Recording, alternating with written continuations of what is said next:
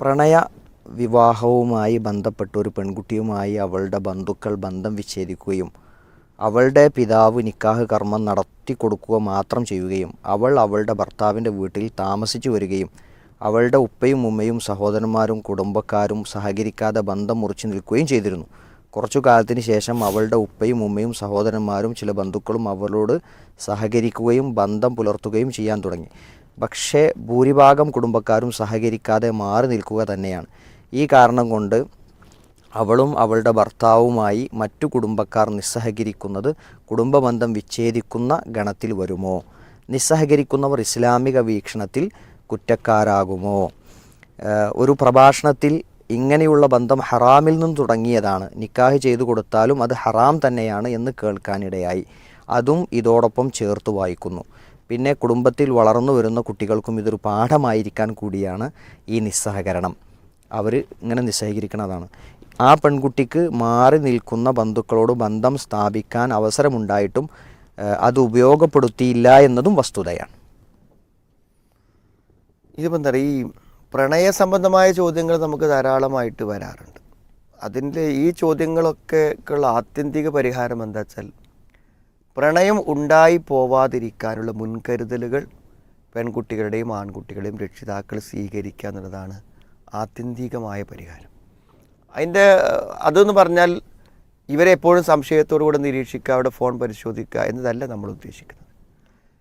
പ്രണയം ജീവിതത്തിൽ സംഭവിച്ചു പോയാൽ അത് നിങ്ങളൊന്നും വിചാരിക്കാത്ത മഹാദുരന്തങ്ങളിൽ അതിൻ്റെ പര്യവസാനം അതായിരിക്കും എന്ന് പ്രണയത്തിൻ്റെ മനസ്സ് അവർക്കുണ്ടാവുന്നതിന് മുമ്പ് തന്നെ അവരെന്ത് ചെയ്യണം? ഒരു കൗമാരപ്രായത്തിൽ ബോധ്യപ്പെടുത്തി കൊടുക്കുക എന്നുള്ളതാണ്. അങ്ങനെ ബോധ്യപ്പെടുത്തി കൊടുത്തിട്ട് ഇത്തരം പ്രണയങ്ങളിലേക്ക് പോയ എത്ര പേരുണ്ടാവും നമ്മുടെ സമൂഹത്തിൽ? വളരെ കുറച്ചുണ്ടാവും. പക്ഷേ കുട്ടികൾക്ക് അതത് പ്രായങ്ങളിൽ എന്ത് ചെയ്യുന്നില്ല, ഇതിൻ്റെ ഭവിഷ്യത്തുകളെക്കുറിച്ച് പറഞ്ഞു കൊടുക്കുന്നില്ല എന്നുള്ളതാണ് പ്രധാനം. ഞാൻ എപ്പോഴും ഉദാഹരണം പറയാറുണ്ട്. നമ്മുടെ ഈ കഴിഞ്ഞ വെക്കേഷൻ സമയത്ത് പെൺകുട്ടികൾക്ക് വേണ്ടി നടന്നൊരു ക്യാമ്പിൽ ഒരു ഉച്ചവരെയുള്ളൊരു സമയത്ത് ഒരു ഫാക്കൽറ്റി ആയിട്ട് ഞാൻ പങ്കെടുത്തു. അപ്പോൾ നമ്മൾ ഇതായിരുന്നു വിഷയം, പ്രണയം. അപ്പോൾ നമ്മളവിടെ അത് ചർച്ച ചെയ്ത് അവിടെ ചോദ്യങ്ങൾക്ക് മറുപടി കഴിഞ്ഞപ്പോഴേക്കും എനിക്കൊന്നൊരു 6, 7, 8 പെൺകുട്ടികൾ അവിടെ എന്ത് ചെയ്തു, ആ ഒരു സ്പോട്ടിൽ വെച്ചിട്ട് അവരെന്ത് ചെയ്തു, ആ പ്രേമങ്ങളെ അവർ വിഡ്രോ ചെയ്തു. അത് പ്രേമിച്ചു കൊണ്ടിരിക്കെ അവർക്കത് വിഡ്രോ ചെയ്യാൻ പറ്റുന്നുണ്ടെങ്കിൽ, പ്രേമത്തിൽ അകപ്പെടാത്ത ആളുകൾക്ക് ആ ബോധം കൊടുക്കുകയാണെങ്കിൽ അവരൊരിക്കലും എന്ത് ചെയ്യില്ല, ഈ വഴിക്കേ പോവില്ല. ഇനി അങ്ങനെ ഏതെങ്കിലും കുട്ടികൾ അതിൽ അകപ്പെട്ടു എന്ന് വിചാരിക്കുക, എങ്കിൽ അത് കൈകാര്യം ചെയ്യുന്നിടത്ത് വരുന്ന തകരാറുകളുടെ അനന്തരഫലങ്ങളാണ് ഇപ്പോൾ ഈ പറഞ്ഞതൊക്കെ. രക്ഷിതാക്കൾ എന്താ ചെയ്യുക, ഇവരോട് ഇങ്ങനെ പറഞ്ഞു കൊടുക്കും. അവർ കേട്ട പ്രസംഗങ്ങളിലും പ്രഭാഷണവും കേട്ട ഇതിൻ്റെ തകരാറുകളും കാര്യങ്ങളും പറഞ്ഞുകൊണ്ടിരിക്കും. പക്ഷെ അവിടെ നടക്കുന്ന ഒരു ആർഗ്യുമെൻ്റാണ്. അതായത് ഈ പ്രേമിച്ച പെൺകുട്ടിയോ ആൺകുട്ടിയോ എന്ത് ചെയ്യും, പാരൻസിനോട് ഒരു തർക്കത്തിന് തയ്യാറാവും. എന്താ അപ്പോൾ ഇതിന് കുഴപ്പം, അപ്പോൾ അതങ്ങനെ പറ്റൂല, അങ്ങനെ പറ്റൂല, അതെനിക്ക് പ്രശ്നമല്ല എന്ന് പറഞ്ഞ് ഇവർ തമ്മിലുള്ള ഈ സംവാദങ്ങൾ ഒരിക്കലും ഒരു കുട്ടിയുടെ മനസ്സ് മാറ്റൂല. അവൾക്കും അവനും ആഗ്രഹം എന്താണ്, അവർക്ക് ഒന്നിച്ച് ജീവിക്കണം, അതിൽ ഒരു കോംപ്രമൈസും ഇല്ല. പക്ഷെ രക്ഷിതാക്കളുടെ തീരുമാനം എന്താ, ഒരിക്കലും ഇത് ഞങ്ങൾ സമ്മതിക്കൂല. അപ്പോൾ അതിന് പോകാൻ പറ്റില്ല, ഇങ്ങനൊരു വിവാഹം പാടില്ല എന്നതിൻ്റെ ന്യായങ്ങൾ ഇവർ പറയും. ഇതേ ഞാൻ വിവാഹം കഴിക്കൂല്ലെങ്കിൽ ഞാൻ വിവാഹം കഴിക്കാതെ ജീവിച്ചോളാം എന്ന് അവരും പറയും.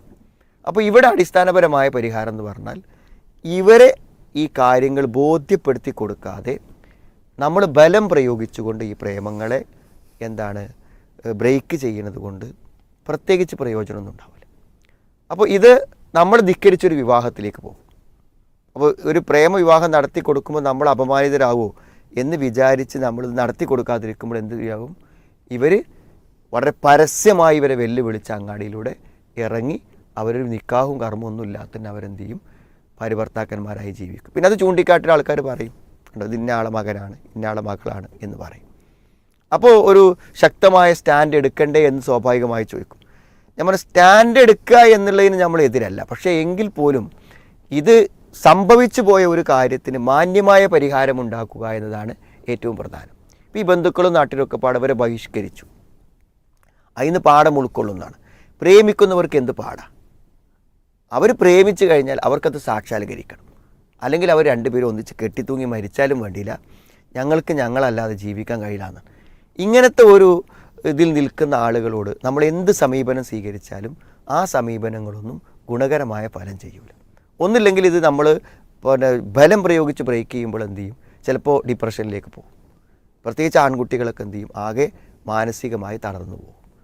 പിന്നെ പെൺകുട്ടികളാണെങ്കിൽ എന്ത് ചെയ്യും, അവർ ഏതർത്ഥത്തിലും ഇവൻ്റെ കൂടെ പോവാൻ ഏതർത്ഥത്തിലും തയ്യാറായി വരും. അപ്പോൾ ഇങ്ങനത്തെ സാഹചര്യങ്ങൾ സൃഷ്ടിക്കാതെ വളരെ പക്വമായി ഇതിനെ കൈകാര്യം ചെയ്യുവാൻ രക്ഷിതാക്കൾക്ക് നല്ല പരിശീലനം നമ്മൾ കൊടുക്കണം. അപ്പോൾ അതിൽ നമ്മൾ ആദ്യ സ്റ്റെപ്പ് പറയണത്, നമ്മുടെ കുട്ടി ആണായാലും പെണ്ണായാലും അവർക്ക് ക്യാമ്പസിലും സ്കൂളുകളിലും ഒന്നിച്ച് താമസിക്കുന്നത് കൊണ്ട് പ്രേമം എന്നത് 100% കുട്ടികൾക്കും സാധ്യത ഉള്ളതാണ്. ഏതെങ്കിലും ഒരു കുട്ടി അതിന് മാറി നിൽക്കുന്നുണ്ടെങ്കിൽ അതവൻ്റെ അറിവിൻ്റെയും ഒരു കാഴ്ചപ്പാടിൻ്റെയും അടിസ്ഥാനത്തിൽ മാത്രം മാറി നിൽക്കണം. അപ്പോൾ നമ്മൾ അത്തരം ബോധ്യങ്ങൾ അവരിൽ ഉണ്ടാക്കുക എന്നുള്ളതാണ് ഒന്നാമത്തെ പരിഹാരം. രണ്ടാമത്തത്, ഇങ്ങനത്തെ വല്ല പ്രേമവും കുടുങ്ങിക്കഴിഞ്ഞാൽ എന്ത് ചെയ്യുക, നമ്മൾ വെറുതെ അവരുമായിട്ട് തർക്കിച്ചിട്ടും വാഗ്വാദങ്ങളിൽ ഏർപ്പെട്ടുകൊണ്ടും പ്രശ്നങ്ങളിലേക്ക് പോകുന്നതുകൊണ്ട് ഒരു കാര്യമില്ല.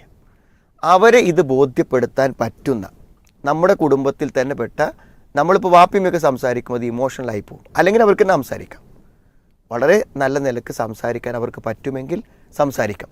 എൻ്റെ മോളും എൻ്റെ മോനും ഇങ്ങനെ ചെയ്തല്ലോ എന്ന ഒരു മാനസികമായ വികാരത്തോടു കൂടെ സംസാരിക്കുമ്പോൾ നമുക്ക് എന്ത് ചെയ്യാൻ പറ്റില്ല, ആത്മസംയമനത്തോടെ അവരെ ഉപദേശിക്കാൻ കഴിയില്ല. അപ്പോൾ അത് കുടുംബത്തിൽപ്പെട്ട ആളുകളോ അല്ലെങ്കിൽ കൗൺസിലേഴ്സോ ഇസ്ലാമികമായി ഉപദേശിക്കാൻ പറ്റുന്ന ആളുകളോട് എന്ത് ചെയ്യുക, സംസാരിപ്പിക്കാം. അപ്പോൾ സംസാരിച്ചിട്ട് അവർ സ്വയം പറയണത്, ഞങ്ങൾക്കിത് താല്പര്യമില്ല, ഇതിങ്ങനെയൊക്കെ ആണെങ്കിൽ അതിൻ്റെ ബുദ്ധിമുട്ടുകളുണ്ടെങ്കിൽ ഞങ്ങൾ മാറി നിന്നോളാം എന്ന് അവർ സ്വയം പറയാം. എല്ലാം പരിഹരിച്ചു. ഇനി അതൊന്നും പറയണില്ല, അവർ വാശി പിടിച്ച് മുന്നോട്ട് പോകുന്നതാണെന്നുണ്ടെങ്കിൽ നമ്മൾ എന്ത് ചെയ്യുക, ഈ സ്റ്റാൻഡൊക്കെ എടുക്കുക, നടത്തി കൊടുക്കൂല എന്നൊക്കെ. പക്ഷേ നമ്മൾ നടത്തി കൊടുക്കാതിരിക്കുമ്പോൾ അതൊരു അപകടത്തിലേക്കും ഒരു അപമാനത്തിലേക്കും സമുദായത്തിന് തന്നെ ഒരു വെല്ലുവിളിയായിട്ടൊക്കെ വരുന്നൊരു സാഹചര്യം വരികയാണെങ്കിൽ അപ്പോൾ എന്ത് ചെയ്യാം, അത് പിന്നെ ഇസ്ലാമികമായി വിവാഹത്തിൻ്റെ നിബന്ധനകൾ പാലിച്ച് ചെയ്യുമ്പോൾ ഇസ്ലാമിക വിവാഹമാകും. അവർ നേരത്തെ പ്രേമിച്ചു എന്നുള്ളത് കൊണ്ട് വിവാഹത്തിൻ്റെ നിബന്ധനകൾ പാലിക്കുമ്പോൾ അത് വിവാഹമല്ലാതാകുന്നില്ല. വിവാഹത്തിന് എന്ത് വേണം, വലിയ വേണം. വാപ്പ സമ്മതിച്ചിട്ടുണ്ടെങ്കിൽ എന്ത് ചെയ്യും, അവൻ ഞാൻ സ്വീകരിച്ചു എന്ന് പറയാൻ തയ്യാറാണ്, 2 സാക്ഷിയും മഹറും ഉണ്ടെങ്കിൽ എന്ത് ചെയ്യും, വിവാഹം. ഇസ്ലാമിലെ വിവാഹത്തിൻ്റെ നിബന്ധനകൾ എന്താണ്, അതൊക്കെ ഉണ്ടെങ്കിൽ വിവാഹം സാധുവാകും. അപ്പോൾ അത് വളരെ എന്ത് ചെയ്യുക, വലിയ ആഘോഷമൊന്നുമായിട്ട് നടത്താൻ അവർക്ക് കഴിയില്ലല്ലോ, അവർക്ക് ഇഷ്ടം. അപ്പോൾ അവരത് നടത്തി കൊടുക്കുക. പിന്നെ എന്ത് ചെയ്യുക, അതിൻ്റെ എല്ലാ ഭവിഷ്യത്തുകളും അവരെ പറഞ്ഞ് ബോധ്യപ്പെടുത്തും. പിന്നെ വരുന്നതൊക്കെ അവരനുഭവിക്കും. ഇതിപ്പോൾ നാട്ടുകാരും എല്ലാവരും പാടെ കൂടി ഇവരെ ഒറ്റപ്പെടുത്തി എന്ത് ചെയ്യാണ്, അതൊന്നും വേറെ ആരും പ്രേമിക്കാതിരിക്കേ അല്ലെങ്കിൽ പ്രേമിച്ചവർക്ക് ഒരു തൗബ ഉണ്ടാവുകയെന്ന് ചെയ്യുമെന്നൊക്കെ വിശ്വസിക്കുന്നത് വെറുതെയാണ്. നമ്മൾ വളരെ പക്വമായി ആണ് ഇതിനൊക്കെ കൈകാര്യം ചെയ്യേണ്ടതെന്നാണ് എനിക്ക് തോന്നുന്നത്. നമ്മൾ കഴിഞ്ഞ ദിവസം കേട്ടൊരു വിഷയം, വളരെ കഷ്ടപ്പെട്ട് പിതാവ് മരിച്ചതിന് ശേഷവും മാതാവ് വളരെ പ്രയാസപ്പെട്ട് ആളുകളൊക്കെ പിരിവ് ചോദിച്ച് അങ്ങനെ കഷ്ടപ്പെട്ട് വളർത്തിയ ഒരു മകൾ, ആ മകൾ വാശി പിടിച്ച് ഉമ്മയോട് തർക്കിച്ച് ഇതുപോലെ അവൾക്ക് ഇഷ്ടപ്പെട്ട ഒരാളുമായി ജീവിതം ആരംഭിച്ചു. അധികം വർഷങ്ങൾ കഴിയാതെ ഇപ്പോൾ വലിയ പ്രയാസമാണ് എന്ന് പറഞ്ഞ് അവരുടെ ഉമ്മയോട് പറയാൻ പറ്റാത്ത സാഹചര്യം, ഇപ്പോൾ സഹോദരിമാരോടും സഹോദരനോടൊക്കെ സങ്കടം പറയുന്ന ഒരു അവസ്ഥ ഉണ്ട് എന്നാണ്. അപ്പോൾ ഈ സംസാരം കേൾക്കുന്ന ആളുകൾ ഇതിൻ്റെ പിന്നെ മാതാപിതാക്കൾ അന്വേഷിക്കുന്ന അല്ലാത്ത മറ്റൊരു വിവാഹത്തിലൂടെ നമ്മുടെ വാശിക്ക് പോയി കഴിഞ്ഞാൽ കുടുംബക്കാരുടെ അടുത്തൊന്നും മാത്രമല്ല, അത് നമ്മളിതിൻ്റെ കൂടെ പറയേണ്ട കാര്യം തന്നെയാണ്. അതായത് നമുക്ക് ആളുകളൊക്കെ പറയുന്നു ചെറിയ ശതമാനമൊക്കെ ഇതിന് വിജയസാധ്യതയുണ്ട്. ഞാനൊക്കെ എൻ്റെ അനുഭവത്തിൽ വിശ്വസിക്കുന്നത് 1% പോലും പ്രേമവിവാഹങ്ങൾക്ക് എന്തില്ല, 2 പേർക്കും ഒരു കുടുംബജീവിതം എന്തല്ല കിട്ടില്ല.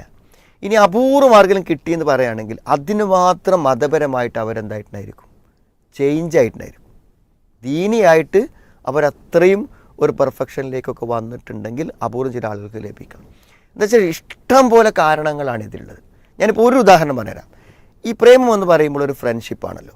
ഇപ്പോൾ ഭാര്യയും ഭർത്താവും എന്ത് ചെയ്യാണ്, ഫ്രണ്ട്സായിട്ടാണ് വരുന്നത്. കാരണം അവർ ആദ്യ സമയത്ത് ഒരു വിവാഹത്തെക്കുറിച്ച് ചിന്തിക്കണില്ല. അപ്പോൾ ഫ്രണ്ട്സ് എന്ന് പറയുമ്പോൾ എങ്ങനെ ആയിരിക്കും അഭിസംബോധന ചെയ്യുക, ഇവനെന്ത് ചെയ്യും, ഓടന്ന് പോടാ, നീ എന്താടാ എന്നല്ലേ ചോദിക്കുക. ഇത് വിവാഹമായി പരിണമിക്കുമ്പോൾ ആ വിവാഹ ദിവസം ഒരു മാറ്റമൊന്നും സംഭവിക്കാൻ പോണില്ല. അതായത് ഇവനോടൊരു റെസ്പെക്റ്റും ഇവൾക്ക് ഉണ്ടാവില്ല.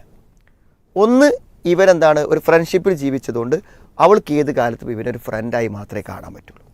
രണ്ടാമത്തത്, ഒരു മാന്യതയില്ലാത്ത ബന്ധം കൊണ്ടല്ല ഇത് തുടങ്ങിയത്, അതുകൊണ്ട് അവനൊരു മാന്യനല്ല. എന്നോട് ഇങ്ങനെ സ്വകാര്യമായിട്ട് വന്ന് പെരുമാറുകയും ചാറ്റ് ചെയ്യുകയും ഒക്കെ ചെയ്ത ഒരാളൊരു മാന്യനല്ല എന്ന ഒരു വിചാരം അവളിൽ എന്തായിട്ടും അവളിൽ മാന്യത കുറവുണ്ടെങ്കിലും അത് അവൾക്ക് ഓർമ്മ ഉണ്ടാവില്ല. ഇവനൊരു മാന്യനല്ല എന്ന് അവൾ മനസ്സിലാക്കി വെച്ചിട്ടുണ്ടായിരിക്കും. അതുകൊണ്ട് തന്നെ ഒരു മാന്യനല്ലാത്ത വ്യക്തിയെ ബഹുമാനിക്കുക എന്നുള്ളതിന് ചില പരിധികളില്ലേ, അതും പ്രശ്നമാണ്. പിന്നെ മറ്റൊരു കാര്യം എന്താണ്, ഇത് വാശി പിടിച്ച് കൂടിയ ആളുകളാണതുകൊണ്ട് എന്ത് ചെയ്യുമെന്ന് വെച്ചാൽ രണ്ടാളും പരസ്പരം എന്ത് ചെയ്യും, വെല്ലുവിളിക്കും. ആരെന്നോട് എൻ്റെ ഒപ്പം പോരാൻ പറഞ്ഞു, ഞാൻ ഇഷ്ടത്തിന് പോന്നാലേ, എൻ്റെ ബാപ്പയും മീനും എന്നോട് പോകാനുണ്ടായിരുന്നില്ലേ എന്ന് പറഞ്ഞാൽ എന്ത്, അവള് ഇവനെ വിചാരിച്ച് ഇറങ്ങിപ്പോന്ന ത്യാഗമല്ല പിന്നെ എന്ത് ചെയ്യുക, ഇവിടെ ഓർമ്മിക്കപ്പെടുക. അതൊരു നെഗറ്റീവായിട്ടാണ് ഇവിടെ എന്ത് ചെയ്യുക, വിലയിരുത്തപ്പെടുക. അപ്പോൾ എന്തെങ്കിലും ഒരു ഗുണം ഒരു നിലക്കും നമുക്ക് പ്രേമവിവാഹത്തിൽ കാണാൻ പറ്റില്ല. പിന്നെ ഈ പെൺകുട്ടി അവിടെ ചെന്ന് കഴിഞ്ഞാൽ ആ പെൺകുട്ടിയെ ഇവരെന്ത് ചെയ്യില്ല, സ്വീകരിക്കില്ല. കാരണം അവരുടെ അതേപോലെ തന്നെ മകൻ വിവാഹം കഴിക്കുമ്പോൾ പാരൻസിനോട് വേണ്ടമാതിരി ആലോചിച്ച് അവരുടെ അഭിപ്രായപ്രകാരം കല്യാണം കഴിച്ചില്ലെങ്കിൽ അവരും ആ കല്യാണത്തിലൂടെ അവനെ തൽക്കാലം മനസ്സെന്ന് എന്ത് ചെയ്യും, ഒഴിവാക്കും. അങ്ങനെ ഇത് ചെയ്തു കൊടുത്താൽ പോലും എന്താണ്, ഇഷ്ടത്തോടു കൂടെ ആരും ചെയ്തു കൊടുക്കില്ല. ഇവരെ പുറത്താക്കാതെ തന്നെ അവർ സ്വാഭാവികമായും എന്ത് ചെയ്യും, കുടുംബത്തിൽ നിന്ന് പുറത്താകുന്നൊരു സ്ഥിതിവിശേഷമാണ് ഉണ്ടാകും. അപ്പോൾ എല്ലാ അർത്ഥത്തിലും പ്രേമവിവാഹം ദോഷമാണ്. ചില രക്ഷിതാക്കളൊക്കെ എന്ത് ചെയ്യും, അതാണ് നടത്തി കൊടുക്കുക, ഓരോ ഇഷ്ടം അതല്ലേ എന്ന് പറയും. അവർ ചെയ്യുന്ന മഹാ തെറ്റാണ്. കാരണം അതിലൂടെ നമ്മുടെ മക്കൾക്കൊരു ജീവിതം ലഭിക്കില്ല എന്ന ബോധ്യം ഇല്ലാത്ത രക്ഷിതാക്കൾ മാത്രമാണ് ഇതിനെ സപ്പോർട്ട് ചെയ്യുക. ചിലപ്പോൾ ആൺകുട്ടികളുടെ വീട്ടുകാരൊക്കെ ഭയങ്കരമായിട്ട് സപ്പോർട്ട് ചെയ്ത് ഈ പെൺകുട്ടികളെ ചാടിച്ച് കൊണ്ടുപോകാനൊക്കെ അവരുടെ എല്ലാ പിന്തുണകളുണ്ടാവും. പക്ഷെ അവർ മനസ്സിലാക്കേണ്ട അവരുടെ മകൻ്റെ ഒരു നല്ല കുടുംബജീവിതത്തെ തകർക്കുകയാണെന്ന് അവർ പലപ്പോഴും ചിന്തിക്കുന്നില്ല എന്നുള്ളതാണ് വസ്തുത. അപ്പോൾ കുട്ടികൾ ഈ വിഷയത്തിൻ്റെ ഗൗരവം മനസ്സിലാക്കുകയും ആ മനസ്സിലാക്കിയ ഗൗരവം അനുസരിച്ച് തങ്ങളുടെ ജീവിതം ഒരു തെറ്റായ വഴിയിലൂടെ തുടങ്ങുകയില്ല എന്ന ഒരു ഉറപ്പുണ്ടാവുന്ന രൂപത്തിലുള്ള ബോധവൽക്കരണങ്ങൾ തന്നെയാണ് ഇത്തരം പ്രശ്നങ്ങൾക്കുള്ള യഥാർത്ഥ പരിഹാരം എന്ന് നമ്മൾ മനസ്സിലാക്കുക.